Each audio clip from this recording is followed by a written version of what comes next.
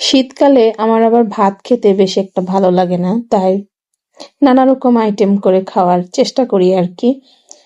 তো আজকে হচ্ছে একটু ফ্রাইড রাইস রান্না করব, যদিও চাইনিজ এগ ফ্রাইড রাইস, কিন্তু আমি আমার মতো করে রান্না করব, চাইনিজদের মতো না, আমি আমার মতো করে রান্না করব। তো সেটাই হচ্ছে আপনাদের সাথে শেয়ার করতে গেলাম। প্রথমে একটা ডিম ভেজে গুঁড়ো করে নিলাম, তারপরে ঘি দিয়ে দিলাম। এখানে মনে হয় সবাই বাটারই দেয়, আমি ঘি দিলাম।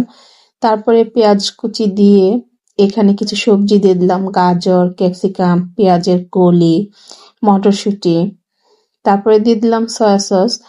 তো কারো রেসিপি ফলো করি নাই, আমি আমার মতো করেই রান্না করে নিচ্ছি। আর আমি এরকমই করি, আমার যখন যেটা খেতে ইচ্ছে করে আমি আমার মতো করে করে নিই।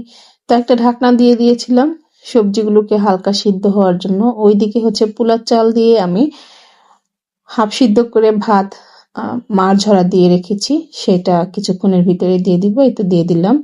এখানে প্রায় হাফ কেজির মতো পোলার চাল আমি হাফ ফুটা করে তারপরে হচ্ছে পানি ঝরিয়ে নিয়েছি। তো সেই রাইসগুলো এখানে দিয়ে দিলাম। এখন খুব সুন্দর করে নেড়ে চেড়ে সবকিছু একসাথে মিশিয়ে নিব। তো তারপর হচ্ছে যেই ডিমটা ভেজে গুঁড়া করে রেখে দিয়েছিলাম সেই ডিম দিয়ে দিলাম। এখানে কিন্তু লবণ দিয়ে দিয়েছি, আর সয়া সস দিয়েছি যেহেতু লবণটা বুঝে শুনে দিতে হবে, আর কাঁচামরিচ কুচিও দিয়ে দিয়েছি। তো ইদানিং এই ধরনের খাবারটা একটু খেতে ইচ্ছে করতেছে। শীতের সিজনে আসলে ভাত খেতে ইচ্ছে করে না। তো এই তো আমার রান্না কিন্তু হয়ে গিয়েছে।